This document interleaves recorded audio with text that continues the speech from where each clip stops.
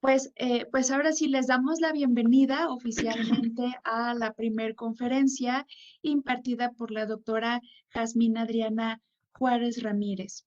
Vamos a dar rápidamente una semblanza de su trayectoria profesional.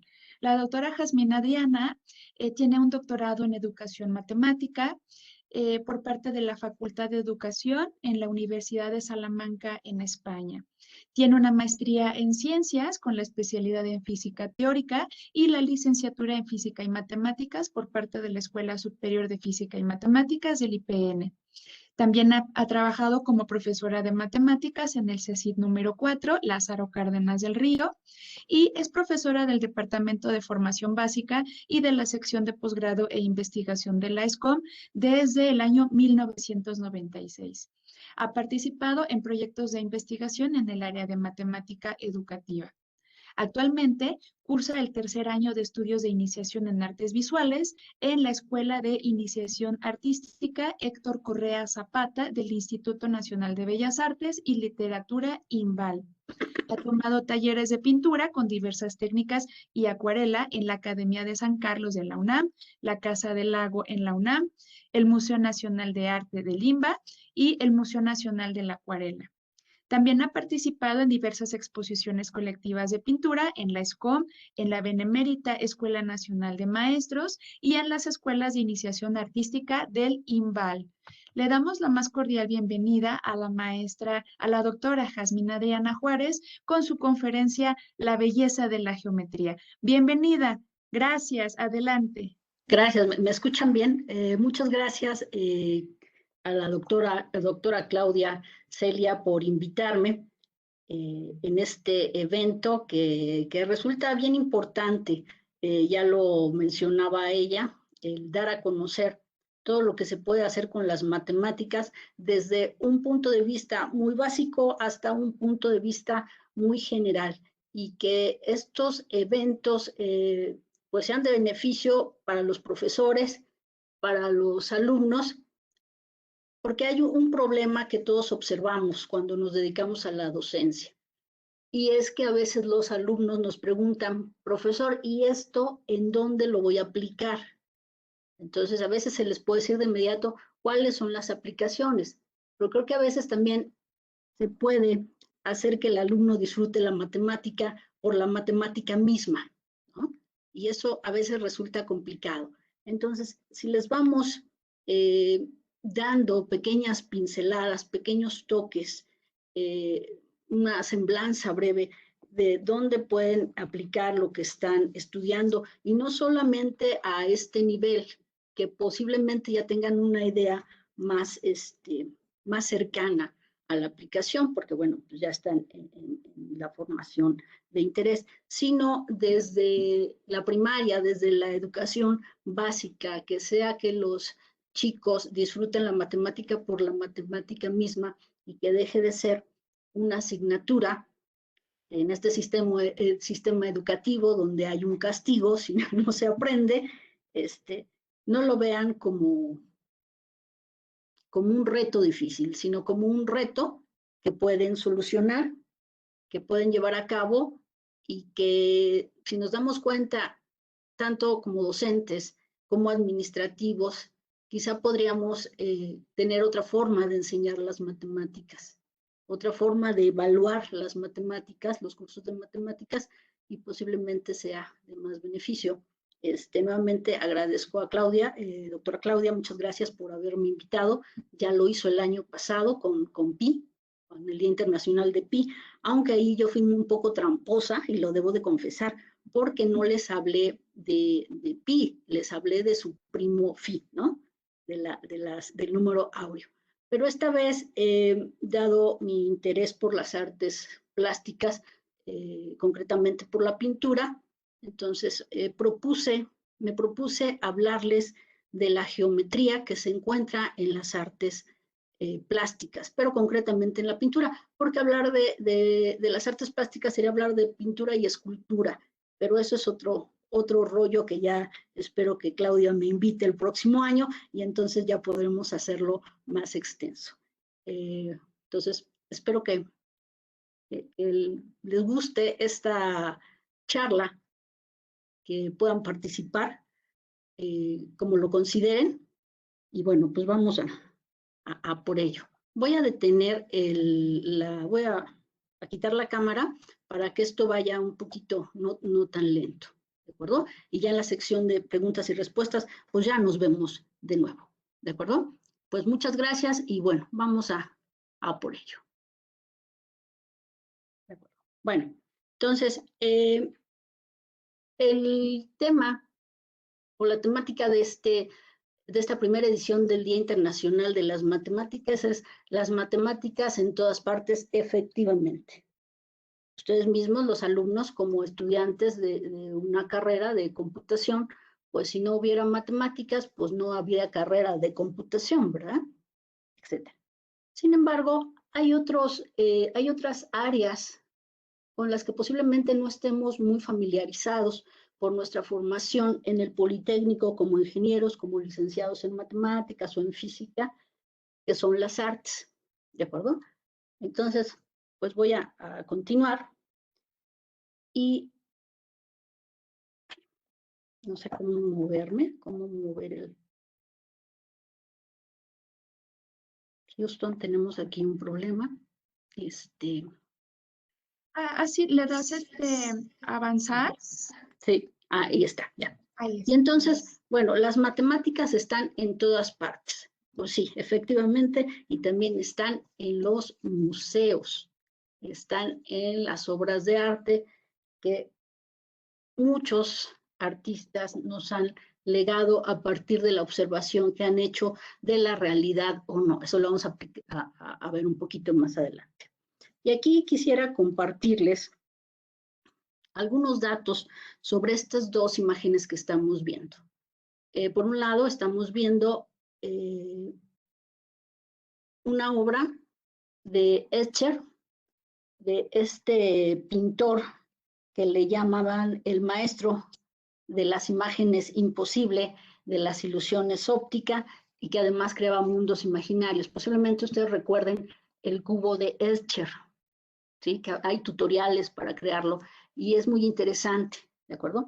Si nos fijamos un poquito en esta figura, pues podemos ver que hay lazos, ¿verdad? Parece como que la figura primero se diseñó y después se le fue quitando una corteza como una naranja, tanto a una figura que parece femenina como a la que parece masculina, y por ahí hay estas esferas que podrían representarnos pues una cantidad de cosas, ¿no? No conocemos exactamente cuál fue la intención de Escher, pero se puede apreciar también ahí un lazo de esos que le gustaban a este pintor, grabador, diseñador, artista gráfico, y además muy interesado en la matemática. Entonces nos damos cuenta que en la pintura también aparecen elementos geométricos dentro de una pintura, pero también como parte de la estructura, ¿no? Para diseñar, pues, estas espirales, ¿sí? Los invito a que busquen imágenes de Escher, esas imágenes imposibles, preciosas, donde se utilizan algunos conceptos bastante interesantes, y otra serie de imágenes que tiene sobre repeticiones, sobre esos pescados que se van volviendo aves o al contrario. Y por otro lado, tenemos una imagen de Remedios Varo, de una serie que se llamó Insomnio, de 1947. Esta es la primera. Remedios Varo fue una pintora catalana que estuvo casada con el escritor francés Benjamin Peret y que tuvo que huir de Europa tras la guerra y se exilió en México. De hecho, Remedios Varo, pintora surrealista del movimiento surrealista, murió en México, en la Ciudad de México, vivía en México. Remedios Varo era una excelente dibujante y lo podemos observar, ¿no? No solamente por los elementos geométricos que podemos ver en las puertas, en las ventanas y en estas alas de las mariposas, sino ya en las consideraciones sobre perspectiva, ¿verdad? Sobre la representación de una puerta tras otra, Remedios Varo pertenece al grupo de pintores surrealistas junto con Leonora Carrington, que también estuvo en México. De hecho, también murió en México. Entonces, bueno, esto es para qué, pues para darles una idea de que en la pintura pueden aparecer los elementos geométricos como tal, pero también como una herramienta para la construcción de un cuadro, de una imagen, de una representación de objetos, de personas, como lo estamos viendo aquí, y más, ¿no? ¿Sí? Y entonces les comparto esta imagen de una acuarela, donde, si nos fijamos, hay elementos geométricos, ¿sí? Por ejemplo, aquí lo voy a señalar aquí con una flechita.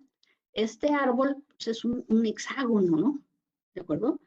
Nos damos cuenta que también aquí tenemos una cúpula, que es la mitad de una esfera, y que las nubes, aquí nos damos cuenta, las nubes son elipses o combinaciones de elipses con circunferencias, que esta sandía, pues la ves en perspectiva como una elipse, etcétera, ¿verdad? Entonces, este es un modo, la imagen ya estaba hecha, la tarea fue aquí geometrizarla. Dada una imagen de un paisaje real, se geometriza y lo que hacemos es ir acercando los elementos, en este caso, pues los árboles, que también son aquí esferas, también los acerqué a esferas, a figuras geométricas, ¿verdad? Planas en un momento y luego se le da volumen o con volumen desde el inicio. Hay el proceso inverso, que es representar un paisaje, un objeto, pero a partir de formas geométricas. Y de hecho, esta es una forma en la cual nos enseñan a dibujar. Es una de las tantas, ¿no? Es dada el objeto a representarlo, primero observarlo. ¿Sí? El secreto del dibujo no reside tanto en la habilidad, sino en la observación. Entonces, un objeto podemos representarlo observándolo y distinguiendo figuras geométricas. Y esto es interesante. Bueno, continúo. Entonces, voy a tratar de que en esta charla podamos darnos cuenta que la geometría se ha utilizado en el arte como una herramienta, en la escultura, en la pintura, etc. ¿Sí? En la música también. Pero concretamente en la pintura como una herramienta para estructurar y para definir un cuadro. Pero también nos vamos a dar cuenta que a través de los años aparecieron elementos geométricos en la pintura. Siempre ha habido. Sin embargo, hay corrientes que los retomaron, ¿verdad? Para representar a partir de esos elementos geométricos algunas ideas, ¿verdad? O algunos conceptos. Y finalmente hay hubo corrientes en el siglo XX que fueron totalmente geométricas, donde solamente utilizaron figuras geométricas para representar sus ideas, incluso para tratar de abstraer la realidad, como lo hizo el movimiento de arte abstracto. ¿Sí? Entonces, más o menos así vamos a trabajar. Y entonces, vamos a ver cómo se estudió la geometría en las artes plásticas. Y entonces, pues ya les digo que se tomó, precisamente en el Renacimiento, fue cuando se retoma la geometría, que ya se había tratado anteriormente, en la época medieval, pero ahora sí para estructurar, como decía ahí, el espacio y la forma en un cuadro. Y entonces no quiero perder la oportunidad de presentarles esta hermosa obra de Velázquez que está en el Museo del Prado y en la cual, si nosotros nos damos cuenta, Velázquez no es un pintor que pertenezca al Renacimiento, sino ya posterior, en el Barroco, y entonces ya había retomado todas esas ideas que se habían implantado en el Barroco, todas esas teorías, tanto de perspectiva como de composición, ¿de acuerdo? Aquí, si nos damos cuenta, vemos que hay una línea en color violeta que es simétrica, ¿verdad? Hay simetría y también hay algunos elementos interesantes. Este cuadro de las meninas eh, representa a la infanta Margarita, que es la niñita, esta mona que está aquí, es ella, la voy a señalar, que está en el centro del cuadro, ¿de acuerdo? Y el nombre, no era el nombre original, fíjense, se le cambió posteriormente. A veces sucede eso con las obras, se le cambian posteriormente el nombre. Y las meninas, pues son las doncellas que lo acompañan. Velázquez se pinta aquí mismo y fíjense, se está pintando justo en el centro. Aquí está Velázquez, ¿verdad? Por ahí no se alcanza a ver, pero tiene el símbolo de la Orden de Santiago de Compostela, ¿no? Y bueno, ¿qué podemos observar? Pues un dominio total de la composición, de los temas de composición, en cuanto a la simetría con esas líneas, pero también a las líneas de fuerza, que son estas de aquí y estas de aquí. Líneas de fuerza, los elementos compositivos y el dominio absoluto de planos, ¿sí? Bueno, esta espiral de la que ya hablé el año pasado, ¿verdad? Y que es una gozada porque nos damos cuenta que esta espiral que tiene su origen en el número áureo, en phi, no solamente se presenta en el arte, ¿de acuerdo? O lo usan los artistas para recalcar los elementos importantes, sino también en la naturaleza, en nuestro rostro, en nuestro cuerpo, en las flores, en las galaxias, en los fractales, etcétera. ¿Sí? Entonces aquí podemos observar elementos compositivos que utilizó un artista, uno de mis favoritos, en el barroco, como fue Velázquez, ¿sí? La espiral áurea, ¿verdad? Y algunos elementos de composición. Hay otros, aquí nada más están señalados, algunos, ¿verdad? Y bueno, y por aquí atrás, si ustedes se fijan bien, estoy señalando, aparecen los padres de la infanta, que se alcanzan a reflejar en un espejo. Bueno, hay estudios bastante interesantes sobre este cuadro. Ya no me engolosino más. Pero bueno, ¿cómo se ha utilizado la geometría? Precisamente como un elemento para la composición, pero también para la perspectiva, ¿de acuerdo? No solamente para distribuir los elementos de forma adecuada, sino también para proporcionar la profundidad a los espacios, que aquí también se ve que confluye hacia la puerta del final. Entonces, continúo. Bueno, la infanta Margarita era la hija del rey Felipe VI, que era mecenas de Velázquez, ¿sí? Entonces, pero solamente se usaron estos elementos en el Renacimiento y posteriormente en el Barroco y en las siguientes corrientes. No, de hecho empezó en el primer estado del Barroco a finales de la época medieval, pero vamos a recordar que durante la Edad Media lo que se pintaba, y posteriormente también se hizo en el Renacimiento, eran fines religiosos, ¿sí?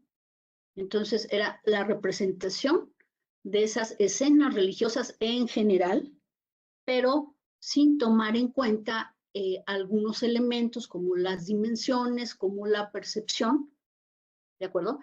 Porque posiblemente no se conocían como tal o no se tenía la información. Recuerden que estamos hablando de Europa, ¿no? Concretamente. Aunque algunos de los primeros maestros pues habían viajado y entonces en Oriente habían conocido algunas técnicas que después retomaron. Entonces, si se fijan en este tapiz que aparece aquí, hay elementos geométricos, ¿no? Vemos aquí estos platos que están representados como circunferencia, esas copas y este mantel tan bonito que parece un tablero de ajedrez. Sin embargo, pues nos da una sensación de que todo está plano, ¿no? ¿Verdad? Ahora, por el otro lado, en la pintura o en las representaciones de la Edad Media, hay elementos geométricos. De hecho, esta imagen que estamos viendo es un detalle de un manuscrito que se cree que era de Adelardo de Bat, ¿sí? Que hizo una traducción a los elementos de Euclides. Y entonces están ilustrando cómo, y esto es, fíjense, Adelardo de Bat fue un científico inglés del siglo XII, y este manuscrito aparece posteriormente en el siglo XV, cuando ya había una edición de este manuscrito, ¿no? De los tratados de Euclides, y bueno, ponen ahí a Euclides enseñando a sus aprendices algunos principios. Vemos que la imagen es muy representativa, es muy bonita, con unos colores preciosos, que se utilizan elementos. Sin embargo, si nosotros nos damos cuenta, esta mesa o este círculo, bueno, parece que lo estamos viendo de frente y no como una mesa como tal. Es decir, todavía no se tenía una idea de la percepción, y en la composición, bueno, pues nos puede parecer que los elementos están un poco amontonados, ¿sí? Entonces, al final del arte medieval, al inicio del Renacimiento, algunos pintores como Giotto trató de representar los elementos tridimensionales. Y a pesar de que su pintura es excelente en cuanto al manejo del escorzo, de las sombras, etcétera, aún sus cuadros, que son frescos, carecen de perspectiva lineal, ¿de acuerdo? En el cuadro busqué la fecha y parece que los dos están en el mismo, los pintó en los mismos 2 años. Estamos hablando de obras de 1300, entonces a veces es difícil ubicarlas, ¿no? En la presentación de la Virgen en el templo, pues su madre la está llevando al templo con 3 años, entonces dice que sin problema alguno la Virgen subió los 15 escalones, ¿no? Para llegar a ser presentada. Sin embargo, en cuanto a las dimensiones de las figuras, pues podría haber algunos detalles que no se parecen a los del Renacimiento. Por otro lado, el encuentro en la Puerta de Oro, que es un cuadro precioso en el cual hay una escena con cierta intimidad cuando Santa Ana le dice bueno, más bien el esposo, le avisa que se le apareció un ángel para decirle que iba a tener una hija, ¿no? A Santa Ana. Y entonces aquí podemos apreciar ya algunos elementos de composición bastante interesantes, no solamente en cuanto a la geometría y al detalle de Giotto como un maestro, sino aquí este triángulo, ¿no?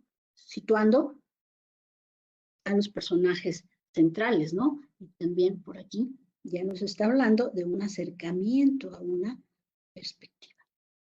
¿De acuerdo? Fra Angelico, por otro lado, también al inicio del Renacimiento alto, del Renacimiento primitivo, como le llaman, ya comienza a trabajar con cuestiones de perspectiva. Hay varias versiones de la Anunciación. Cuando el ángel va a anunciar a María, recuerden que se pintaban escenas religiosas en su mayoría. Después se retomaron ya algunas escenas mitológicas, preciosas, ¿no? Por ejemplo, los cuadros de Leonardo, etcétera, ¿no? Y entonces ya podemos ver que se aprecia la perspectiva lineal, ya hay una sensación de planos, de lejanía, ¿no? Que hay una puerta y podemos ver lo que hay adentro. Aquí solamente hay un detalle que se le ha hecho de crítica a este cuadro. Fra Angelico era pintor, pero también era religioso, ¿no? Era sacerdote. Entonces, bueno, pues sus temas centrales eran religiosos, más aún, ¿no? Tratándose de... Entonces, en este fresco lo que podemos ver es que ya se manejan algunos conceptos de composición de perspectiva. Sin embargo, si el ángel se levanta, pues se da un coco, ¿no? Ahí las dimensiones parece que es lo que se ha criticado, en este cuadro en particular, donde ya vemos elementos geométricos como parte del cuadro, ¿verdad? En los botones, ¿verdad? Del techo, pero también como elementos que nos dan una sensación de perspectiva y de perspectiva aérea de lejanía, ¿sí? ¿De acuerdo? Y entonces viene Piero della Francesca, que es uno de los primeros artistas que manejó los puntos de fuga dentro de la perspectiva. Este es un cuadro de la Madonna de Brera, y entonces en los estudios lo que nos enseñan, fíjense que los artistas del Renacimiento tenían un manejo tal de la geometría que no había pierde en sus cuadros, que parece que todo está perfectamente colocado. Si nosotros nos guste más o nos guste menos la forma en que estén hechas las figuras, pues todo confluye a que el punto de fuga y que la visión y que las líneas están en la frente de la Virgen, por ejemplo.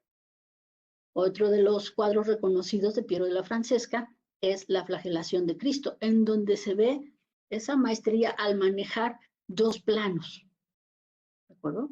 Y entonces, criticado por, claro, cómo representaba pues este hecho, ¿no? Por aquí hay unos hombres hablando y por otro lado está sucediendo este hecho. Y fíjense cómo ya hay esa distinción de planos, de perspectiva, incluso en cuanto a las dimensiones de los cuerpos. Entonces, la perspectiva pues permite al artista que represente la realidad. Estamos hablando de pintura figurativa. Ahora, les estoy hablando de perspectiva. Y bueno, aquí ya estos cuadros son ya en el Renacimiento, la Escuela de Atenas, del que ya hablé alguna vez y que siempre me ha parecido un cuadro formidable por el manejo de perspectiva, de geometría, de planos, ¿de acuerdo? Y en donde Rafael representa a distintos científicos y filósofos, ¿no? Hablar solo de este cuadro, bueno, nos llevaría mucho tiempo, ¿no?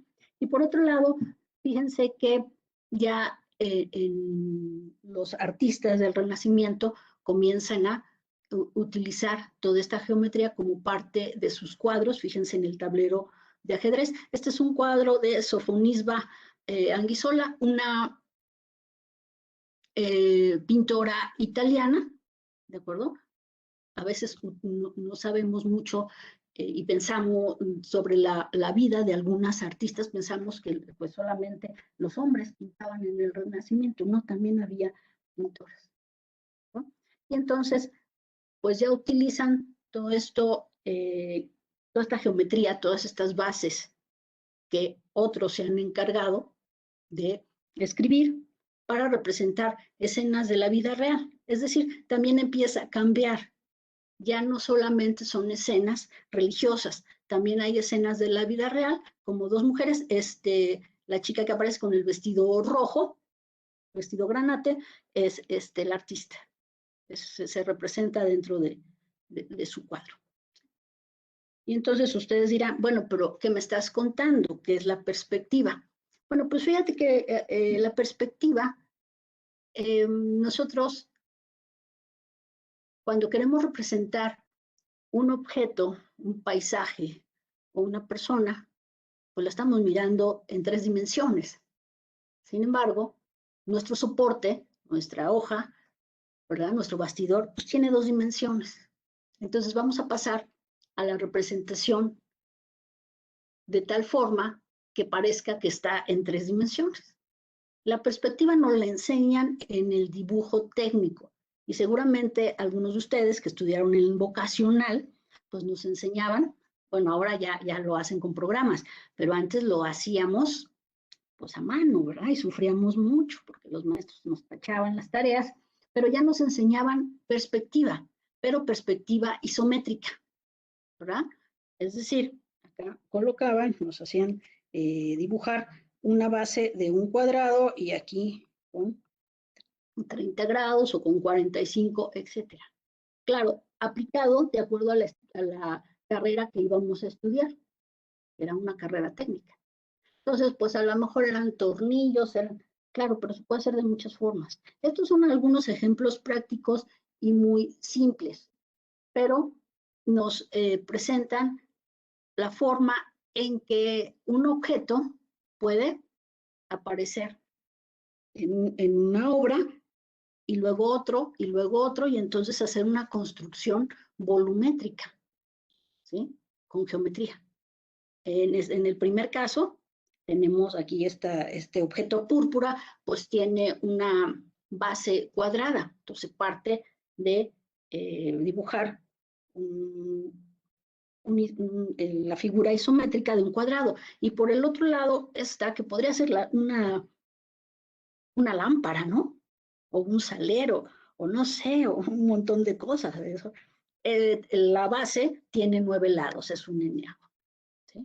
Entonces, vamos construyendo pequeños elementos para representar la realidad. Ya lo digo, son ejercicios muy simples y muy sencillos y que son divertidos, fíjense. Ahora, ese es el tipo de perspectiva isométrica que nos enseñaron en el dibujo técnico. Pero también hay otro tipo de perspectiva que es la perspectiva lineal, de esa que les hablaba en estos cuadros. Entonces, la perspectiva lineal utiliza los puntos de fuga. Esto es un ejemplo de una escalera hecha con un punto de fuga. Aquí está el punto de fuga. Y a partir de ahí se construyen los escalones. Y entonces nos da una sensación de ¿qué? De profundidad, muchachos. ¿Verdad? Bueno, pues esto se aplica, ¿verdad? En un cuadro. Esto lo aplicaron en el Renacimiento y posteriormente. Este es un ejemplo también de alguna idea que se nos pudiera ocurrir. Por ejemplo, aquí un gato, ¿verdad? Que tiene su marioneta de gato, pero un gato así fragmentado, así un poco locochón. Ah, pues fíjense que este gato marioneta que está descuartizado o fragmentado está hecho a partir de la perspectiva lineal. Es decir, por aquí anda, no sé si se alcance a ver en la fotografía, aquí anda el punto de fuga, fíjense. Y entonces podemos tirar líneas y cada una de las líneas aquí que vemos de aquí, todas esas van a llegar a ese punto. Esta es una idea como puede haber otra, ¿no? ¿Sí? Es decir, no hay límites, ¿no? Cuando hay imaginación. Este es otro ejemplo de perspectiva lineal, pero ya con 2 puntos de fuga, ¿sí? Se está trazando una figura que tiene una base hexagonal. Aquí están los 2 puntos de fuga para esta de aquí. Fíjense qué bonito queda. Y aquí está otra cuando se cambian los puntos de fuga, que tiene que ver con líneas del horizonte y la línea tierra, etcétera, ¿sí? ¿Y dónde lo aplicamos? Ah, pues lo podemos aplicar tal como lo hicieron los artistas, pues a una obra, a una idea. Por ejemplo, aquí se me ocurre que podría aplicarla, ya que estamos hablando de gatos, pues a 2 gatos que se reflejan y a 2 gatos así medio Transformers, ¿no? ¿Sí? Algo muy locochón. Y fíjense que cada una de esas partes de estos gatos, pues están en términos de un punto de fuga que se encuentra en esta patita que no salió y otro punto de fuga que se encuentra en la otra patita. ¿De acuerdo? O sea, no necesariamente podemos representar un paisaje, también podemos representar algún otro tipo de formas. ¿Sí? Estos son ejemplos, ya se los digo, muy sencillos. Y finalmente, y a lo mejor se nos ocurre hacer una crítica a cómo la ciudad, el crecimiento de las ciudades, ha afectado a la naturaleza, pues a lo mejor lo puedo hacer de esta forma, con un boceto inicial. Pues fíjense que estos, que son edificios, están hechos en perspectiva lineal, pero con 3 puntos de fuga. Aquí hay uno, aquí está el otro, y aquí está el otro. ¿Sí? Entonces, es una forma en que se puede aplicar la geometría para representar, ¿sí? Objetos, representar elementos, personas, paisajes, etcétera, ¿sí? Entonces, aquí no voy a hablar de composición, fíjense, porque composición ya lo hicimos en la otra plática y puede ser en una super, pero voy a concretarme, a hablarles de la perspectiva, ¿de acuerdo? Entonces, cómo ayudó a ese desarrollo de la pintura. Y posteriormente, bueno, pues siguió el periodo barroco, etcétera. Y algunos pintores en algunas corrientes no tomaron tanto en cuenta las cuestiones de perspectiva, sino cuestiones de composición, por ejemplo, pero también de representación. Entonces, ahora vamos a hablar de las figuras geométricas, pero ya como parte de la pintura, ¿de acuerdo? Entonces, en el siglo XIX se abre el camino para que se llegue a la pintura abstracta, donde se vuelve a valorar, se le vuelve a tomar en cuenta a lo geométrico. Repito, no es que antes no existiera, ¿no? Pero se trataba de una pintura más figurativa, ¿sí? Entonces, viene un movimiento artístico que se le llamó Navis, que significa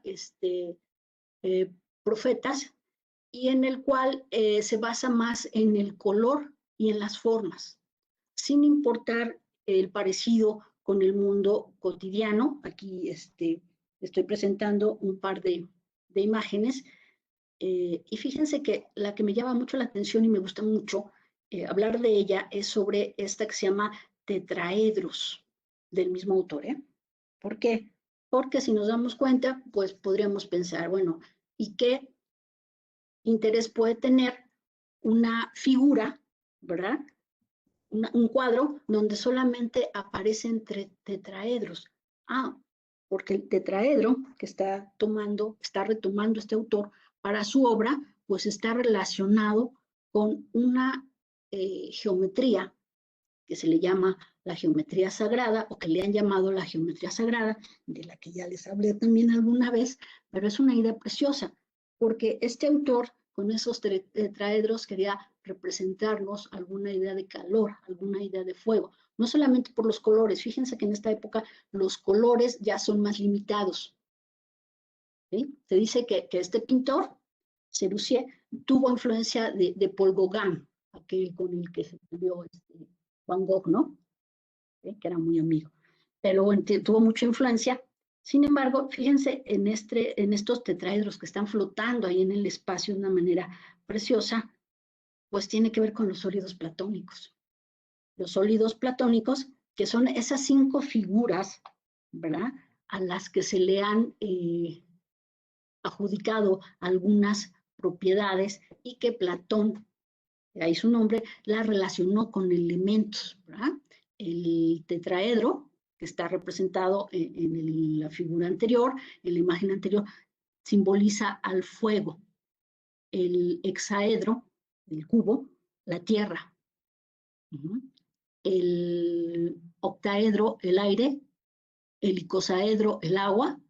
Y el octaedro, que es donde está este solecito, representa algo más espiritual, ¿de acuerdo?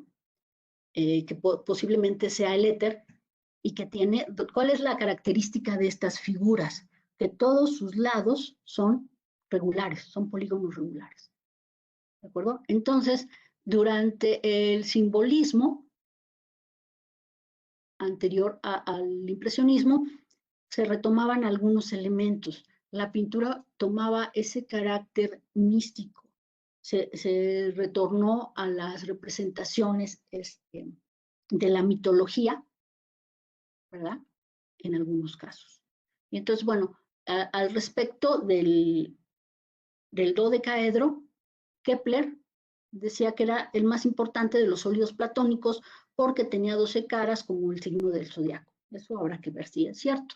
Pero bueno, algunos pintores, algunos artistas han retomado estos elementos en sus cuadros, y ahora incluso los puedes descargar de internet y cortar y pegar, y tienes ahí tus sólidos platónicos, ¿no? Que tienen muchísimas características muy interesantes, ¿sí?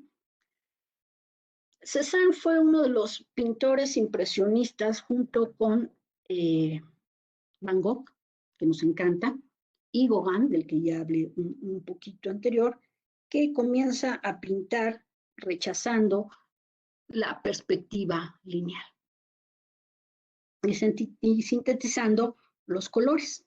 Esta es una un ejemplo, si nos damos cuenta, de la entrada a la granja, donde ya no existe la perspectiva tal y como la habían manejado los artistas anteriores. Él hace un cambio, es decir, si nosotros paramos desde acá, veríamos una cosa, ¿no? Aquí. Pero posiblemente no coincida con acá, etcétera. Es decir, la perspectiva lineal no era de su interés, comenzó a hacer cambios en cuanto a la representación de figuras. Cézanne pintó paisaje, también hizo retrato y naturaleza muerta. Y en sus naturalezas muertas se le criticó por la forma en que representaban los elementos también. Aquí este es uno de los cuadros más representativos de Cézanne, que se llama El jarrón azul, y que posiblemente si nos situáramos aquí, realmente no veríamos el jarrón de esta forma. Bueno, pues Cézanne sí lo veía así, incluso esta, ¿no? Que diríamos, bueno, estrictamente, pues tendría que tener una base de tal forma, lo mismo el plato y todo. No, para Cézanne lo importante era la representación y el sintetizar. Y entonces decía, bueno, que a la naturaleza la había sintetizado, como que pues en sus formas geométricas. A Cézanne se le llama el padre de la pintura moderna, porque posteriormente los cubistas, claro, no estamos diciendo que no hubiera geometría como tal o aplicaciones geométricas. Aquí estamos viendo que hay una especie de balcón, una especie de ventana, un cuadro, sino que se fijaba más en el color. Cézanne era un pintor muy huraño, fíjense, que alcanzó a trabajar con algunos de los impresionistas, pero le gustaba más trabajar solo. Entonces se iba a su casa de campo y ahí trabajaba. Tuvo una vida pues un poco curiosa, porque dependió hasta muy mayor de su padre. Claro, y entonces tuvo que mantener un romance escondido para que su padre no dejara de darle los dineros para su manutención.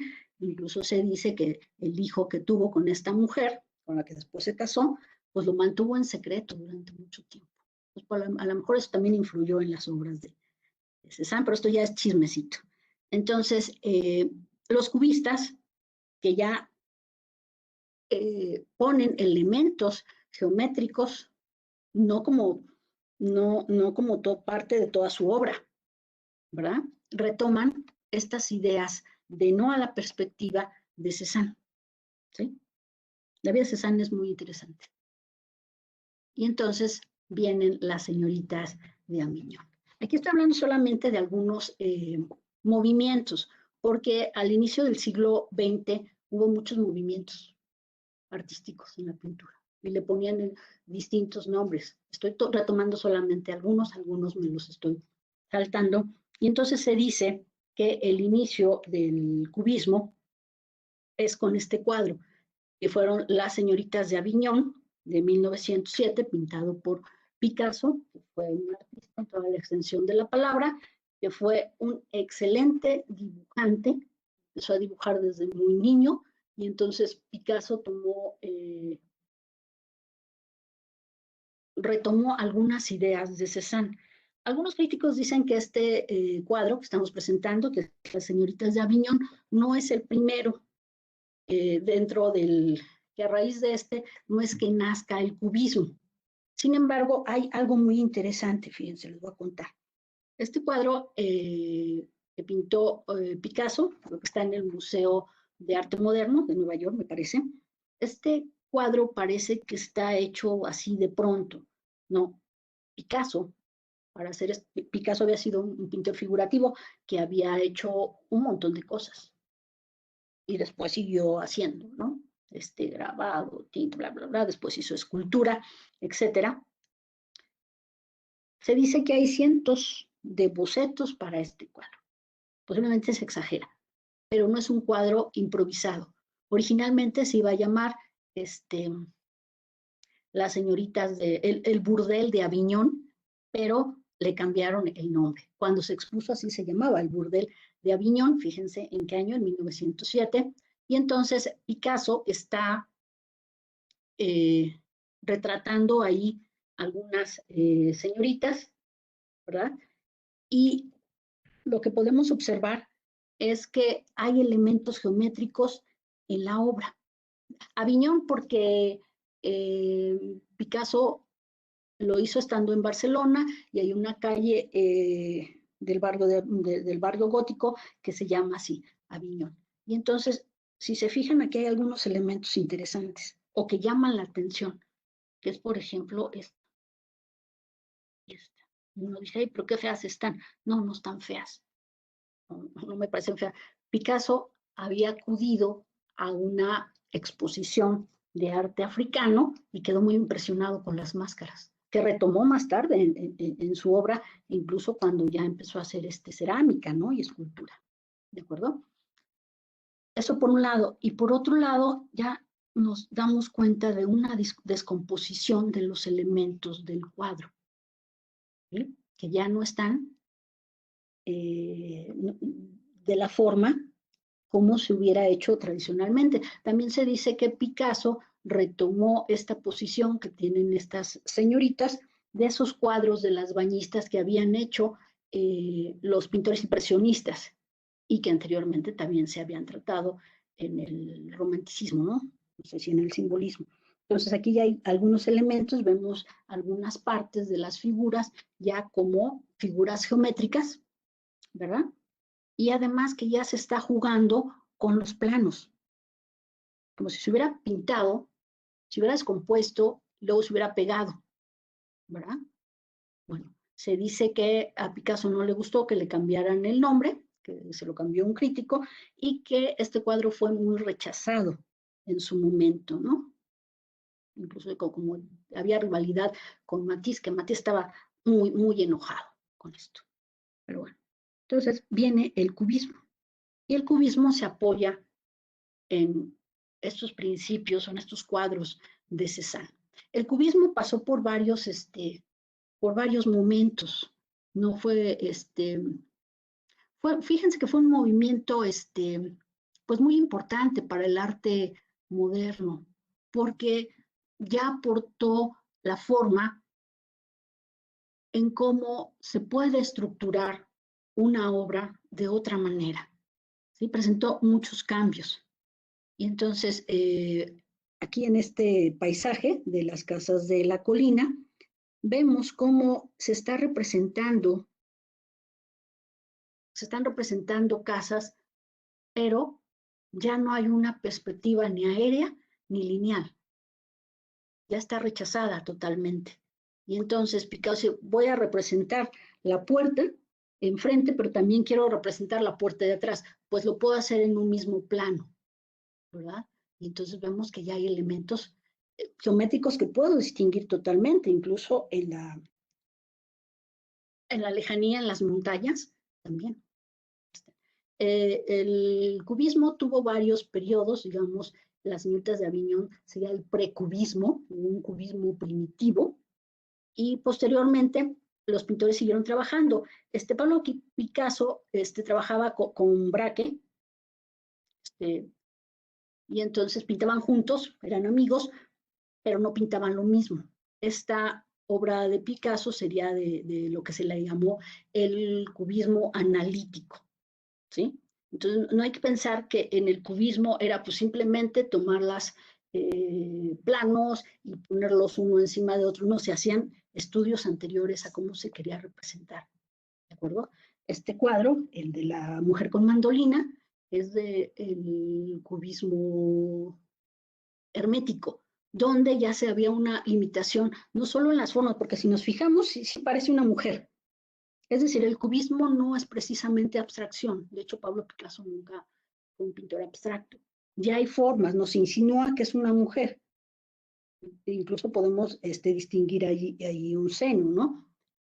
Sin embargo, ya hay una limitación en cuanto a los colores, ¿sí?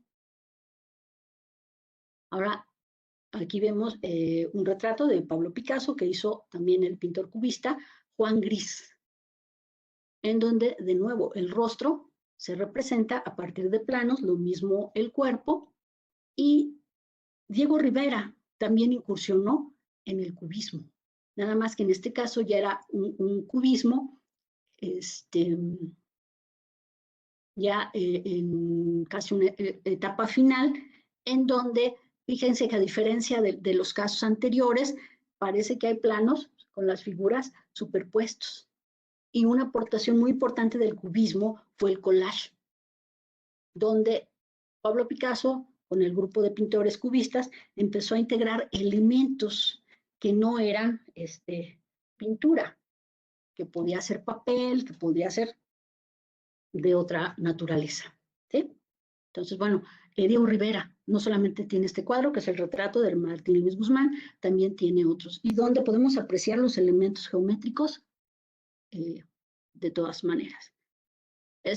Por ejemplo, este es un retrato cubista para un boceto, y bueno, pues aquí hay elementos, se puede ver que es mi cara, ¿verdad? Que son mis rizos, pero se pueden representar con esos elementos, con esos volúmenes, con estas cosas, bueno, y así comienza uno jugando, y luego pues lo haces mejor, y lo haces mejor. Este es un retrato cubista con el que estoy trabajando, ¿de acuerdo? Bueno, entonces,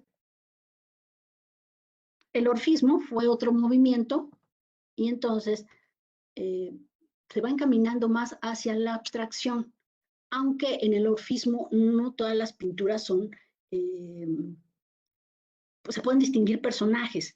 Este es de Sonia Delaneo, que era esposa del creador del orfismo. El orfismo se le llama así por Orfeo, por la historia mitológica de Orfeo y su lira, y se trataba de buscar una relación entre la pintura y la música. ¿A través de qué? De los colores, que luego retomó Kandinsky en el abstraccionismo. Entonces, si nos fijamos, aquí ya hay más pinturas, hay más figuras geométricas distinguibles para representar una figura, o sea, el arte seguía siendo figurativo, y aquí en estos prismas, fíjense que cuando vemos este cuadro, está configurado de tal forma que efectivamente nos da la sensación de que hay luz. ¿Sí? Este fue otro de los movimientos que utilizó como parte de la obra a las figuras geométricas. ¿Sí? Y entonces decimos, ¿y cómo se hace una fragmentación geométrica? Ah, bueno, esta es una jarra con otra jarra, ¿verdad? Y con un plato. Claro, esto está representado de tal forma que no se hizo mucho caso a la perspectiva, sí a la composición, si nos damos cuenta. Entonces, ¿cómo se va fragmentando? Bueno, pues se van tomando distintos elementos. Este podría ser considerado como un dibujo cercano al cubismo. Entonces, del cubismo se parte para la abstracción. ¿Sí? Y una de las formas de hacer la abstracción es ir quitando elementos de la obra, o elementos del paisaje, o elementos de la persona, o elementos de lo que sea. ¿Sí? De hecho, hay un tipo de abstracción que se llama geométrica. Pero bueno, este es un ejemplo así muy simple, como no solamente se van quitando elementos, fíjense que también se van quitando colores. Y entonces viene el arte abstracto. ¿Sí? La pintura puede ser figurativa y puede ser abstracta. Y hasta antes del siglo XX la pintura era figurativa, aunque por ahí hay algunos detalles. Figurativa, es decir, se representaban figuras y además escenas reales, pero también podrían ser escenas no reales, pero a través de figuras, como hicieron los surrealistas, ¿no? Que representaban sueños o cosas muy locochonas, como hizo Dalí, pero finalmente eran figuras. Podrías reconocer lo que está en el cuadro. Con el arte abstracto ya no tiene importancia la figura como tal, sino la idea, el color, el sentimiento que pueda provocar. ¿Sí? El cubismo no es un arte abstracto, porque pese a todo se pueden reconocer formas, ¿de acuerdo? El arte abstracto fue un movimiento artístico y se dice que fue Kandinsky quien comenzó con él. Kandinsky era una persona muy, muy espiritual, y además era una persona muy interesada en la literatura, en la música. Y entonces hay videos todavía por ahí donde se ve a Kandinsky pintando estas figuras geométricas. Fíjense, aquí ya todas son figuras geométricas, todas, escuchando alguna melodía. Y era lo que le sugería la música. Kandinsky escribió Lo espiritual del arte, que es un tratado bastante interesante para ir adentrándose al cubismo, perdón, al arte abstracto, y que no es solamente poner 3 rayones, no, se trata de ir quitando elementos de la realidad y representar los de esta manera. Ahora, fíjense que en el arte abstracto tiene importancia los colores, porque con los colores se pueden representar sentimientos y con la calidad de las líneas también se pueden representar sentimientos. A lo mejor estamos muy enojados, rayoneamos, ¿verdad? Con un crayón en color rojo. Y si estamos muy contentos, a lo mejor lo hacemos en color amarillo, pero ya no rayones con fuerza. A lo mejor lo que hacemos es pintar curvas sinuosas, ¿no? O a lo mejor esas curvas sinuosas en color azul lo podemos hacer cuando estemos tranquilos. Es decir, ya se le da los colores ya son más puros y ya se le da un carácter especial a los colores, que es muy interesante, ¿no? Se dice que fue Kandinsky quien inventó el arte abstracto, pero fíjense que últimamente se ha retomado este personaje, que fue una pintora sueca, Hilma af Klint, que era realmente ella la que inventó el arte abstracto, pero que no fue tomada en cuenta y que además es muy curioso, porque ella no quería que se enseñaran sus obras, porque suponía que no las iban a entender. Y si nos damos cuenta, en esta que dice retablo 1, ya se experimenta cierto misticismo, ¿no? Cierto misticismo, una pirámide para llegar, ¿qué? Pues no sé, a la iluminación, a un ser supremo, a un estado de conciencia diferente. Y ahora, si se fijan, pues todas esas espirales, todos esos colores, hay formas geométricas y hay formas orgánicas, ¿no? Las geométricas pues, son las que están dadas por la geometría y las orgánicas pues es soltar la mano en esas espirales así un poquito más desenfadadas, ¿no? Pero pues se tendría que cambiar la historia del arte, ¿no? En algunos libros para decir, pues parece que fue esta señorita la que comenzó. Lo que pasa es que sus trabajos no se dieron a conocer hasta mucho después, ¿sí? ¿De acuerdo? Y entonces aquí ya parece que no hay una figura como tal. Aunque si nosotros vemos la figura esta, el que está, no la del retablo, la otra, hay unas figuras que parecen caracoles, ¿no? Como que nos están remitiendo a algo. Entonces, algo que decía Picasso, que la pintura no puede ser totalmente abstracta, que siempre nos va a llevar a algo más, que siempre la vamos a relacionar con algo, ¿verdad? Digo, cada quien, a lo mejor algunos están pensando en flores, en caracolas, ¿sabes? Otro de los pintores, también fue maestro junto con Kandinsky del Bauhaus, de esta escuela, fue Paul Klee. Y Paul Klee hizo abstracción total, pero también comenzó con este arte geométrico, como los padres del arte puramente geométrico. Aunque si nos damos cuenta, aquí en los barcos en reposo, observamos triángulos, observamos círculos, etcétera, y podemos ver, sin que nos digan el nombre de la obra, que se trata de barcos. No así en la otra, fíjense, y esa me gusta mucho, porque no se alcanza a ver muy bien, pero está hecha de manera que hay puntitos, que hay huellitas, puntitos así con el pincel, y se llama El Parnaso, y es una de las obras más famosas del Klee.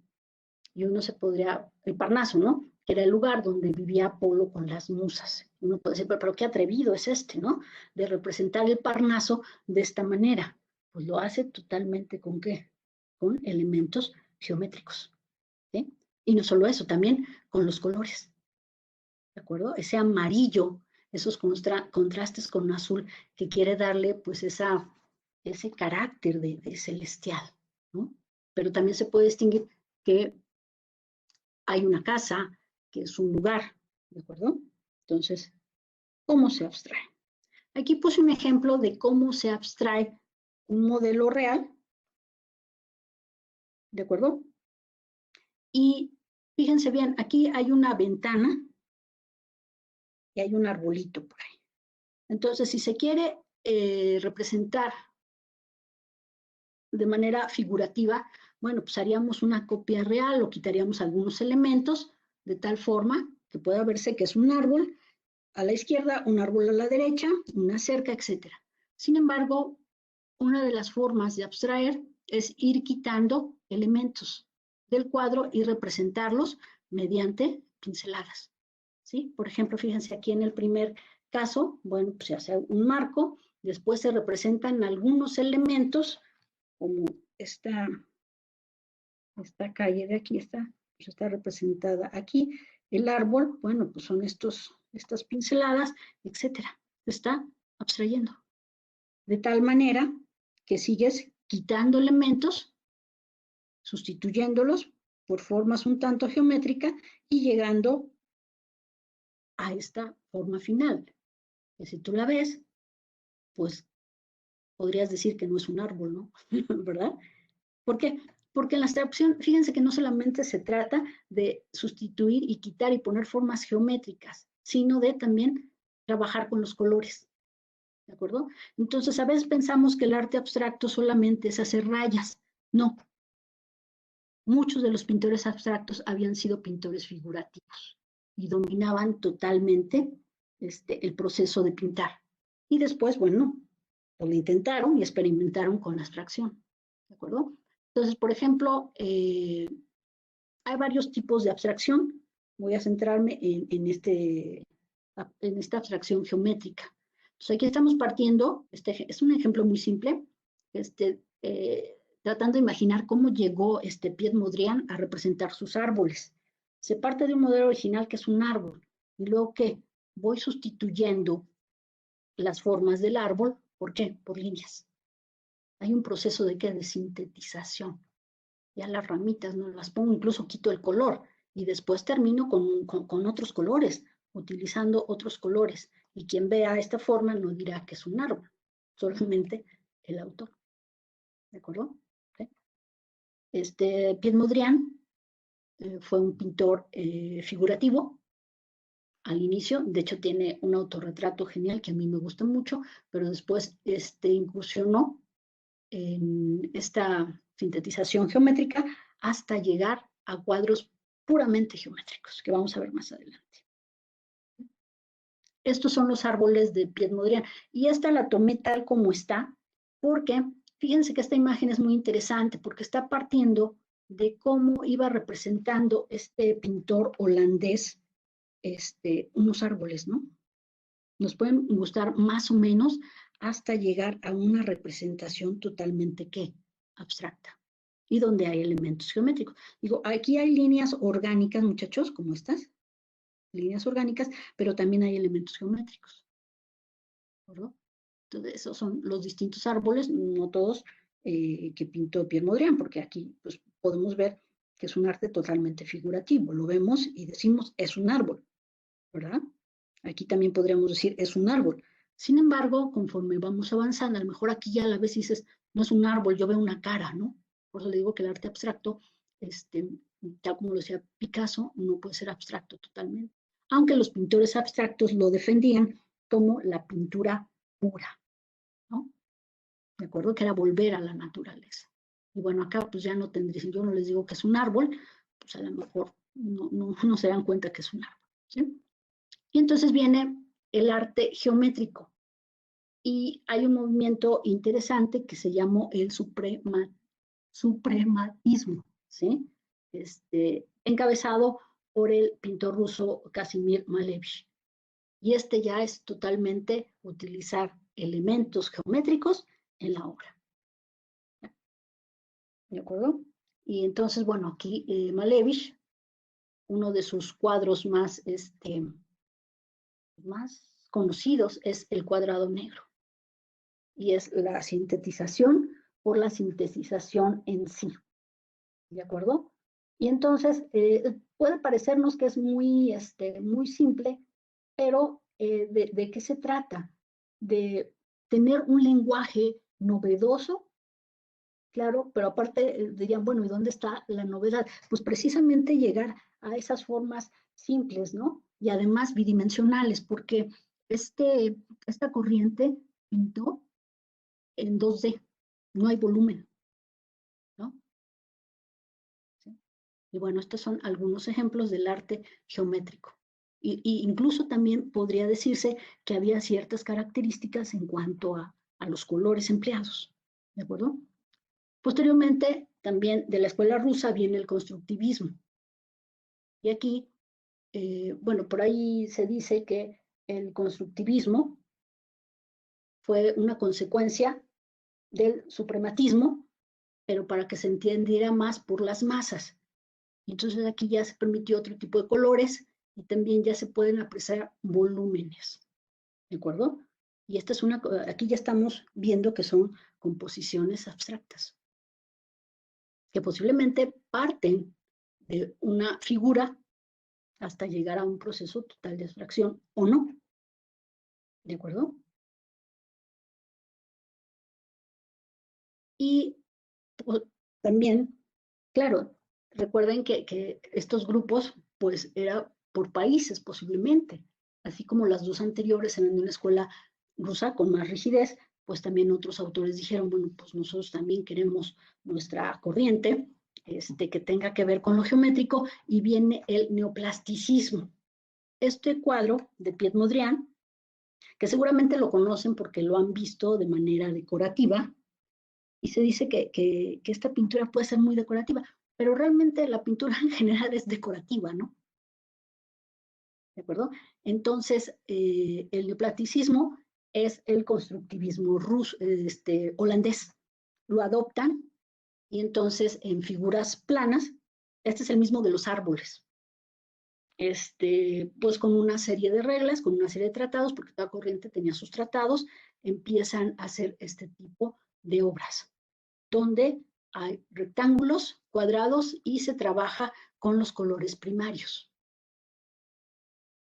¿sí? Tal como lo hizo Miró en España, aunque sus figuras no son totalmente geométricas en sus cuadros, también tiene formas orgánicas. De este mismo grupo, también el pintor holandés, Theo van Doesburg, hace una representación y parece que son muy similares, ¿verdad? Aunque se juega con otros colores y posiblemente pues quiera representar otra cosa. Algunos autores sostienen que la pintura abstracta quiere decir algo o no lo quiere decir, ¿no? Simplemente el arte de representar, o como decíamos, la matemática por la matemática misma, la pintura por la pintura misma, ¿verdad? Y no es ni peor ni mejor que la pintura figurativa, es diferente. Pero vamos acercándonos y fíjense en qué años son estas obras, de los 20, donde esta corriente, en particular no es que no hubiera otras y que no fueran figurativas, ya trabaja solamente con elementos geométricos. Ya casi acabó, ¿sí? Ahora, la abstracción geométrica en México, ¿qué pasó? Pues fíjense que la abstracción geométrica en México se da hacia los 50s y 60s, pero se había comenzado desde antes. Creo que repetí, que puse mal ahí el dato del cuadro de Carlos Mérida, se da desde antes, entonces se retoma después por algunos pintores. Y de hecho hay mucha gente que en el mundo hace arte geométrico, que solamente utiliza pintura, figuras geométricas. Y eso ni es malo, ni es bueno, es otra forma de representación. Entonces Carlos Mérida, aunque no era un pintor mexicano, era guatemalteco, muchas de sus obras, unas obras impresionantes, unos murales impresionantes, utilizaba elementos geométricos. El MUNAL tuvo una exposición de Carlos Mérida, me parece que en 2018, espectacular. Y también Günter Gerso tiene algunos elementos geométricos en los 40, más o menos, en sus pinturas que después retoman algunos pintores en los 50s y 60s, hablando de geometría, tal como lo hizo, bueno, ahora les hablo, esta era para después, tal como lo hizo Manuel Félgres o Pedro Coronel. Esta es una foto del Museo de Arte Abstracto. Manuel Félgres murió el año pasado, fíjense. Y en muchas de sus obras aparece este arte geométrico, en el de Pedro Coronel también, y otros más, ¿no? Pero ya no tenemos mucho tiempo. Y aquí retomo este mural que me gusta mucho, que fue un encargo que le hicieron a Rufino Tamayo, y entonces Rufino Tamayo también retoma muchas formas geométricas en sus cuadros, ¿sí? Se ubican aquellas sandías, pues aquellas sandías que pintas como elipses en un primer boceto y luego vas mejorando. Rufino Tamayo pintaba mucho las estrellas, etc., ¿no? Y aquí en este mural está representando algunos elementos de la conquista, ¿no? Y algunos elementos de la hispanidad. Y entonces hay figuras, ahí por ahí podemos apreciar algunas figuras geométricas y cómo esos trazos nos remiten pues, a esos trazos que hacíamos nosotros cuando éramos pequeños y cuando comenzábamos, por ahí anda una cruz también, y cuando queríamos pintar. Rufino Tamayo, para mí, también se fue acercando, nos fue acercando al arte geométrico, no solamente Rufino Tamayo, porque en muchas de las obras, por ejemplo, del Poliforum, podemos observar esta forma geométrica. Entonces, bueno, pues yo los invito a que se animen a comenzar a hacer arte geométrico o figurativo, y partiendo de lo más simple, y luego se sorprende uno de la cantidad de cosas que puede aprender y de la cantidad de cosas que puede hacer. Entonces, esta fue una breve charla, con mucho cariño, para acercarles, decirles, fíjate que la geometría que te enseñan y esa que no te gusta, pues sí, se aplica. Y ahí tienes el resultado de una gran cantidad de hermosas obras que pueden decirnos algo o no pueden decirnos nada, que otros han hecho para que las disfrutemos. Y bueno, pues agradezco mucho su atención y no sé si tengan preguntas. Muchas gracias, doctora. Le agradecemos mucho su participación. Y bueno, pues ahora pues vamos a pasar a la sesión de preguntas. Sí, gracias. Aquí estuve viendo en la sección de preguntas y respuestas si había alguna pregunta, vamos a esperar. Si alguno de ustedes tiene algún interés particular por el arte y la matemática. Sí. Y bueno, mientras van llegando las preguntas, yo sí quisiera a lo mejor hacerle algunas preguntas como muy puntuales para ir animando a la audiencia, ¿verdad? A que vayan también preguntando. Y bueno, no sé si nos pudiera, ya nos platicó usted acerca de Pablo Picasso. Y bueno, pues no sé, hay una obra que es particularmente conocida, que es el Guernica. Y pues no sé si nos pudiera platicar un poquito acerca de la perspectiva geométrica en esta obra, ¿no? Como una obra representativa de Picasso. Sí. Esta obra se encuentra en el Museo Reina Sofía, en Madrid. Y bueno, me faltó quizás mencionar dónde se encuentran algunas obras, pero es que luego me clavo, me engolosino, ¿no? Esta obra la pinta Picasso como una manera de protesta sobre los bombardeos en Guernica, ¿de acuerdo? Y entonces es algo muy interesante porque de entrada, si uno no conoce la obra y la ve, le puede parecer que los personajes ahí están muy feos. No están muy feos. De hecho, Picasso está utilizando la geometría, recuerda algunos elementos geométricos bastante distinguibles, ¿verdad?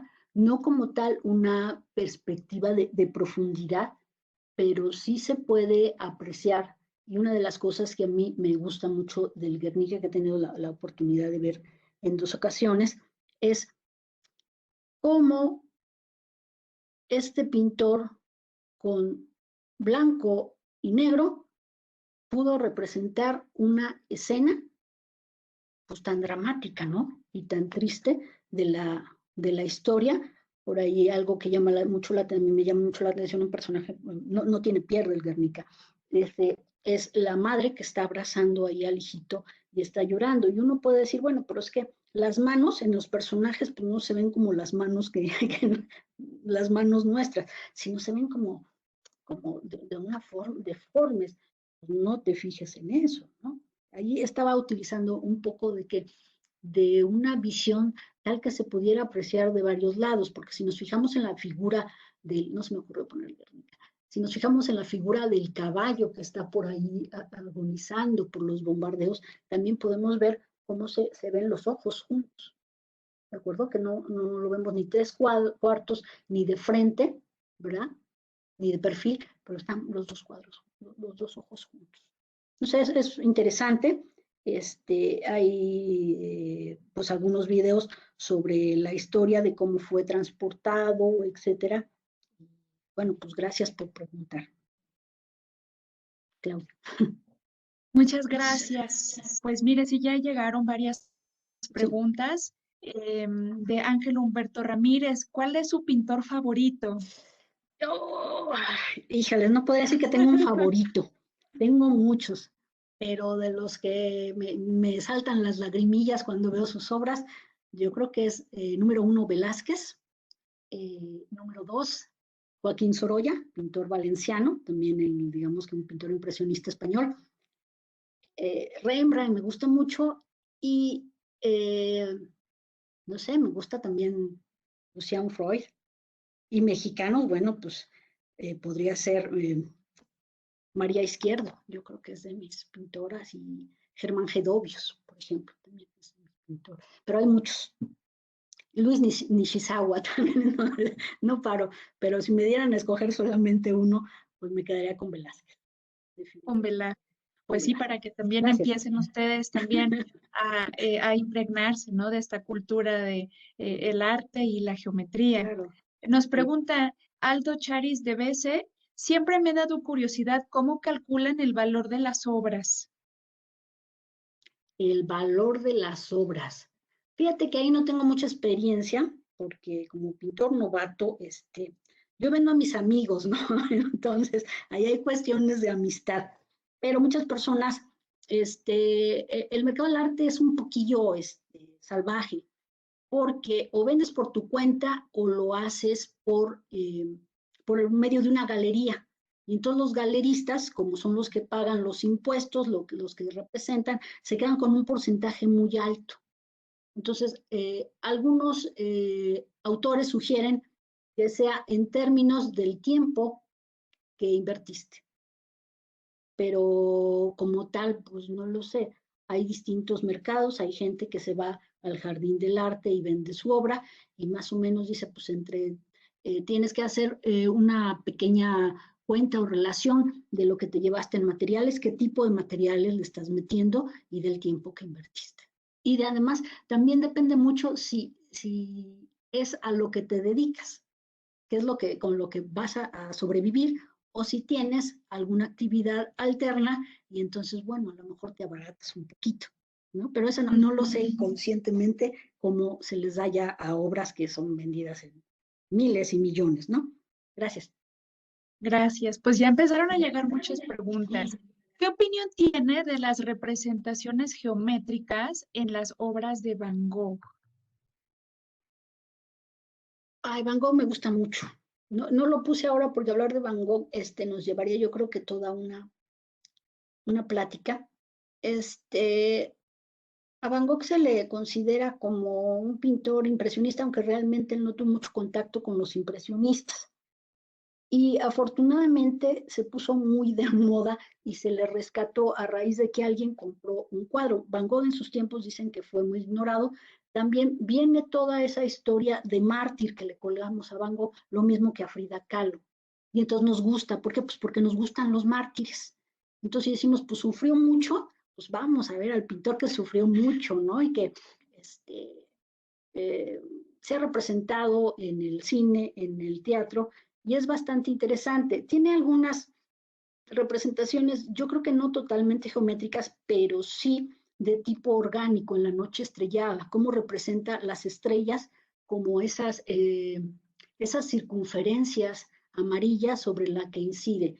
Luego también hay historias también urbanas que dicen, bueno, pues todos esos cuadros los hizo Van Gogh cuando se encontraba en sus momentos de locura.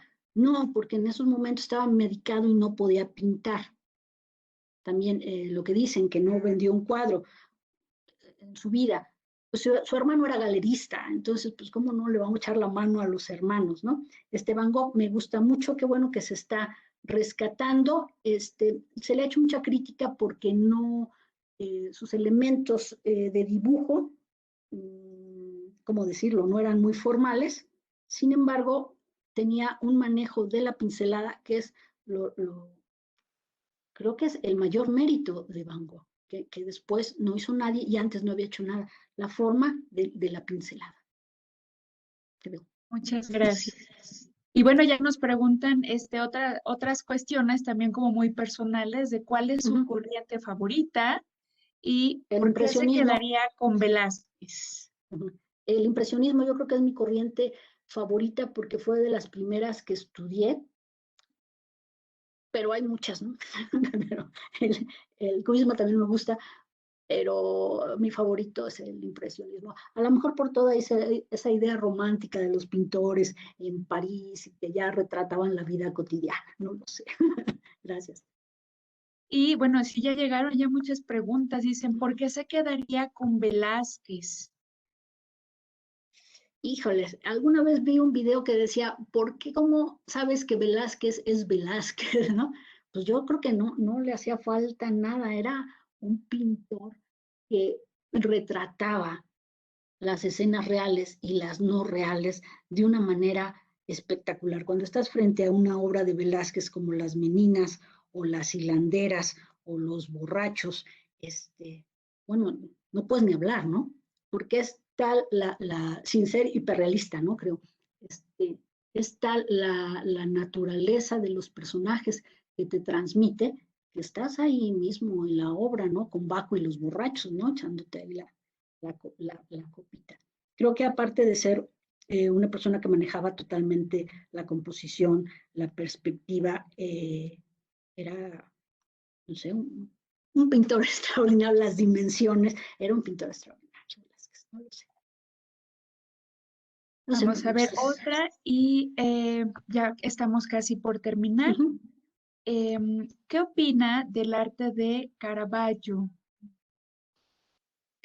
Caravaggio, fíjate que también me gusta mucho, lo he estudiado menos que a Velázquez, y Caravaggio tiene algunas pinturas que no tienen desperdicio. Hubo una, no, te digo, no lo conozco no lo he estudiado como a Velázquez.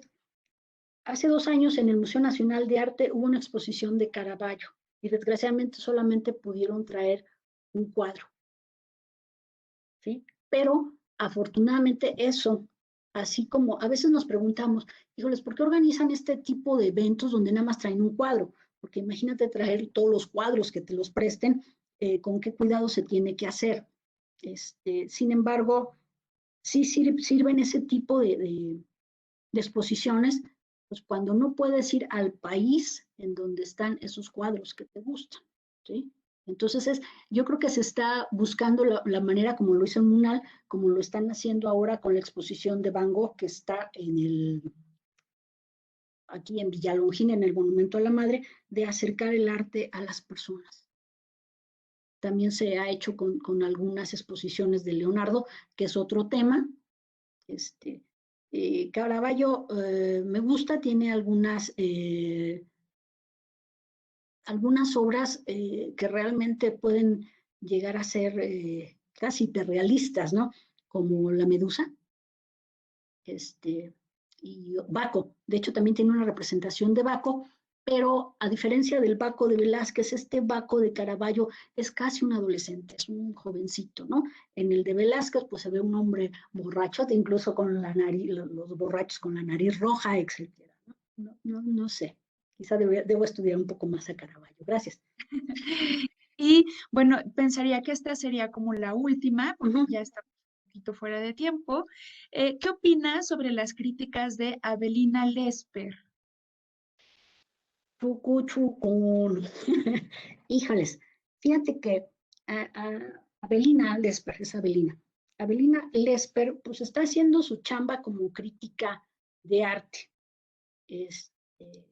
Sin embargo, a veces creo que es muy dura en cuanto a sus manifiestos. Tengo por ahí algunas grabaciones de algún youtuber que se llama Antonio García Villarán, que he seguido y que hace críticas de arte. Y entonces habla de Avelina Lesper como tal. Y en cuanto, es que fíjense que hablar de artes plásticas es muy amplio, porque no solamente es pintura y grabado, escultura, sino ahora también se están haciendo presentaciones. Y en esas presentaciones hay gente que le puede gustar o no y decir, esto no es arte, lo que le llaman performance. Entonces, los performance, particularmente he visto pocos, implica mucho trabajo. Implica también a quién va a estar dirigido el performance y si la gente lo va a entender y no. No es que seamos ignorantes, sino que hay cosas que desconocemos pues, por nuestra propia cultura, ¿no? Y entonces eso nos lleva a desconocer en cuanto a estas representaciones que se pueden hacer en performance y que es lo que últimamente están haciendo muchos artistas, ¿no? Y entonces ahí es donde Avelina Lesper entra y dice, pues sí y no debería ser de esta manera, o sí, no lo sé. Performance, hay algunos muy interesantes, en los 70s se hicieron, Dalí incluso hizo performance, Andy Warhol, Yuyoi Kusama, pero siempre es buscar la forma de decir algo, o sea, no es el performance como tal, creo, no sé. Muy bien, pues muchas gracias, doctora. No, al Pues mire, contrario. ya estamos un poquito fuera de tiempo, todavía llegaron hay muchas preguntas que hicieron, pero se las voy a hacer llegar, ¿Cómo no? y a lo largo del día les vamos a ir dando respuesta por ¿Cómo aquí, no? por el chat, ¿sí? Muchas gracias a todos y bueno, espero que se hayan llevado un pedacito de interés por la pintura. Muy Pues amables. muchas gracias.